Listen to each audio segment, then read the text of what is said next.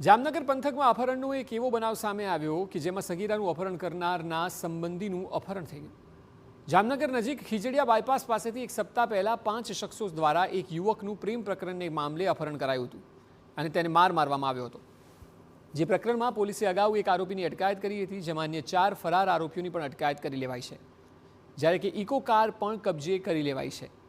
Police તપાસમાં સામે આવ્યું કે ફરિયાદીના સંબંધી આરોપીની દીકરીનું પ્રેમ સંબંધમાં અપહરણ કરી ગયેલા હોય, જેથી આ યુવકને આરોપીઓએ માર માર્યો અને ધમકીઓ આપી હતી।